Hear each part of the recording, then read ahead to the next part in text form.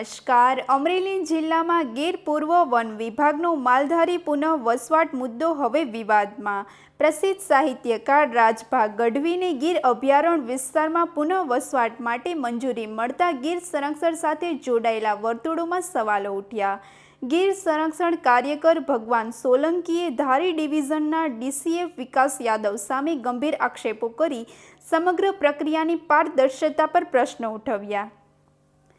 અગાઉ વન વિભાગે જંગલ વિસ્તારમાં વધતા માલઢોર, ઘાસચારો અને વન્યજીવોના હેબિટેટને નુકસાનના કારણોસર અરજી નામંજૂર કરી હતી. ત્યારે હવે વર્ષ 2024માં મંજૂરી મળતા ચર્ચાઓ તેજ બની.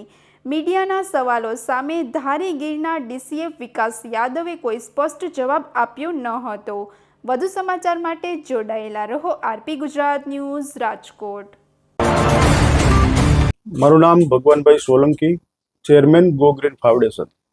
આજે ચોક્કસથી ગુજરાતના ખ્યાતનામ સાહિત્યકાર એટલે રાજભા ગઢવી જેઓએ 2023માં ગીર પૂર્વ વિભાગના ડીસીએફ પાસે આ પ્રકારની ત્યાંના નેસમાં ફરી ઝૂંપડા બાંધી અને પોતાના માલઢોર સાથે રહેવા માટેની પરવાનગી માંગેલી હતી.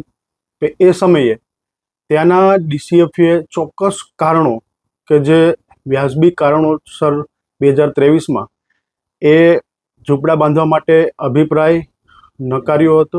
જ્યારે વર્તમાનમાં 2026માં વર્તમાનના ગીર પૂર્વના ડીસીએફ દ્વારા આ જ પ્રકારે તેમને લીલા પાણી નેસમાં પોતાના ઝૂંપડા બાંધી અને તેમના માલઢોર સાથે ત્યાં રહેવાની પરવાનગી આપી છે. આ બાબતે ચોક્કસથી સવાલો ઊભા થાય કે 2 વર્ષ પહેલાં જે ડીસીએફ, જે અવલ અધિકારી ચોક્કસ કારણો દર્શાવીને જે અરજી છે એનો અભિપ્રાય ન આપતા હોય અને 2026માં એ જ અરજી ઉપર ફરીથી અભિપ્રાય આપવામાં આવે ત્યારે સવાલો ઊભા થાય છે વન વિભાગની કામગીરી ઉપર. અને ખાસ તો કોઈ સામાન્ય વ્યક્તિ પણ સમજી શકે કે ગુજરાતના ખ્યાતનામ એવા સાહિત્યકાર રાજભા ગઢવી જેટલું વૈભવી જીવન જીવે છે, ખૂબ સારી સુવિધાઓ છે એવું સામાન્ય લોકોને ખ્યાલ છે. ત્યારે ચોક્કસથી આપણે વિચારવું જોઈએ કે રાજભા છે એ હવે ગીરના નેસની અંદર જઈ અને ગાયો અને ભેંસોને સરાવવાનું કામ નથી કરવાના.